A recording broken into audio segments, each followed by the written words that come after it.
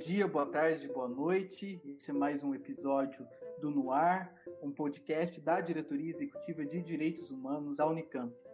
E hoje nós recebemos aqui com muita alegria o professor e pesquisador Arthur Nani, lá da Universidade Federal de Santa Catarina. O professor Arthur é coautor do artigo Construindo a Permacultura na Academia Brasileira. E é justamente sobre permacultura que nós vamos conversar hoje.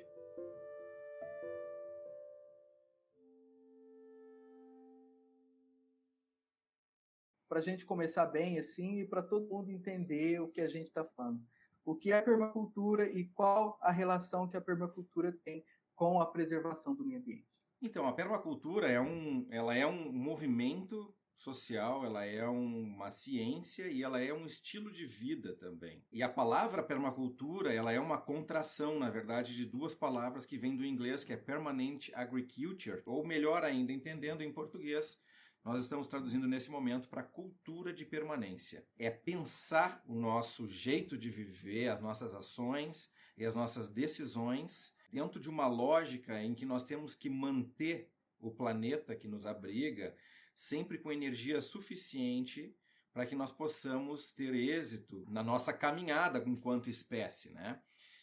Então, a permacultura, ela acaba sendo um caminho a seguir, vamos dizer assim, né? Uma filosofia de vida, e ela vai se basear muito nos processos de convívio harmônico com o planeta, buscando o menor impacto possível, buscando se reconectar com a natureza, e todas essas tomadas de decisões, enfim, toda essa aproximação com a natureza, ela vai levar a um processo de buscar conhecimento que leve, então, a gente conseguir, de fato, chegar a isso. Porque hoje a gente está muito distante da natureza, dentro do estilo de vida que a gente está levando, que é cada vez mais sintético, vamos assim dizer, né? Que não conversa mais com o ambiente que nos abriga.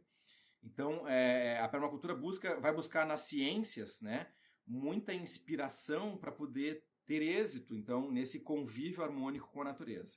E como que a permacultura está se firmando na universidade? Então, a permacultura ela não é tão nova, tá? E ela também ela se inspira muito nos povos ancestrais, dos continentes espalhados pelo mundo inteiro. E a permacultura já está presente em mais de 150 países, então dá para ter uma ideia aí do grau de disseminação da permacultura mundo afora. Ela, em termos de Brasil, ela vai fechar 30 anos oficialmente em 2022, agora no próximo ano. Desde o primeiro curso que foi dado sobre permacultura no Brasil, na ocasião da Eco 92, né? Esse curso foi dado lá em Porto Alegre pelo criador do conceito de permacultura, que é o Bill Mollison, né? Um australiano que saiu mundo afora divulgando a permacultura e popularizando ela também. E a permacultura nasce na academia, né? E com o tempo ela saiu da academia por uma série de conflitos de interesse econômico, enfim, ou por julgar que a permacultura, por ter uma visão holística e não tão sistemática, não servia como ciência na ocasião, né?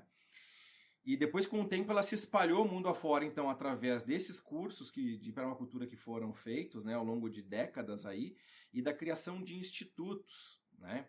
Então, no Brasil, a permacultura, ela nasce lá em 1992, com a primeira turma que faz o curso. Os participantes aceitam o desafio de partirem, um participante, enfim, ou dois, enfim, alguns não partiram, mas enfim, alguns participantes partiram para os diferentes biomas brasileiros para começar a praticar a permacultura dentro de cada condição climática e ecossistêmica de cada bioma, né? E isso deu origem a alguns institutos bem famosos aí no país, o Instituto do Pampa, o Instituto da Mata Atlântica, do Cerrado, enfim. E com o tempo, alguns docentes da universidade foram enxergando na permacultura, eu acho que respostas é a melhor palavra, né? Então a permacultura, ela me deu essas respostas. A permacultura muda o status quo e talvez por isso ela tenha passado por tantos conflitos de aceitação ao longo da sua proliferação em escala mundial. Então, pelo que a gente já conversou até agora, fica claro que a permacultura ela também propõe uma mudança cultural. Mudança, por exemplo, nos padrões de consumo, uma mudança econômica. Além da questão do consumismo, quais são as outras barreiras culturais que vocês encontram aí na luta por promover a permacultura e por promover o conhecimento? Eu acho que não é nem... É por vezes de cultura e muitas vezes de postura, né? Além de... Claro, a gente fala no consumismo porque o consumismo é o grande vilão de tudo que a gente está vivendo em termos de problema ambiental, né? Por exemplo, essa pandemia que veio da supressão de ecossistemas naturais, do contato do ser humano com outros animais silvestres, enfim... E a Amazônia é para nós aí o grande gatilho das próximas pandemias, porque a gente está avançando com a fronteira do desflorestamento, buscando alimentar mais pessoas no mundo, mas enfim, o agronegócio na verdade não vende alimentos, vende commodities, né? Tanto é que agora, com o dólar alto, o agronegócio joga as mãos para o céu, enche o bolso de dinheiro e o brasileiro é que paga a conta das commodities que aumenta o preço. Mas quando a gente fala de romper com o consumismo, não é só o consumismo. É a nossa postura com os direitos humanos também. Então eu tenho que pensar... E aí a permacultura trabalha muito bem isso com seus princípios, né? E um dos princípios da permacultura elenca valorize a diversidade. E quando a gente diz valorize a diversidade, não é a diversidade, a biodiversidade, a geodiversidade, não, é a diversidade.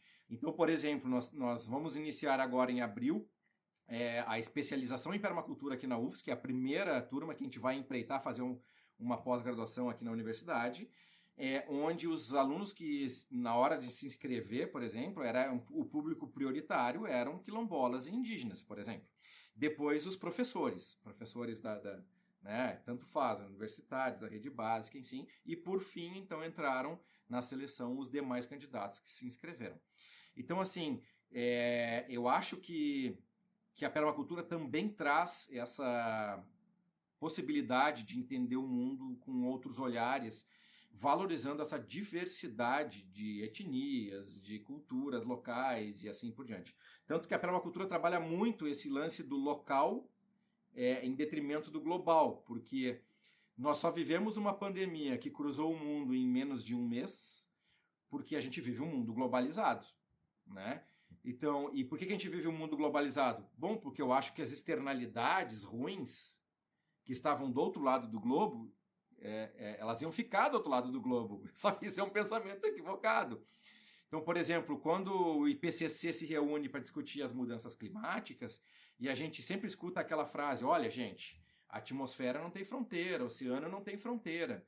É bom a gente entender que tudo não tem fronteira. Nós somos uma grande família dentro de uma ilha, e essa que é a real do planetinha que a gente vive. Ou as pessoas se dão conta disso, ou a gente não anda para frente. E aí a gente tem que mudar um grande paradigma, sabe, Valdir? Que é esse paradigma do individualismo, ele tem que passar para o coletivismo.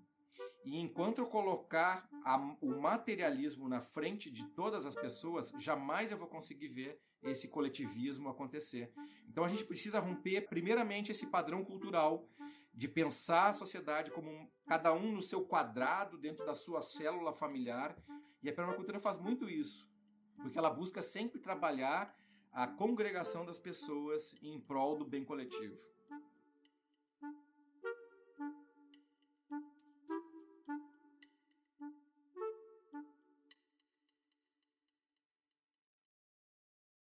Do ponto de vista prático, assim, construindo-se enquanto ciência, o que a permacultura propõe?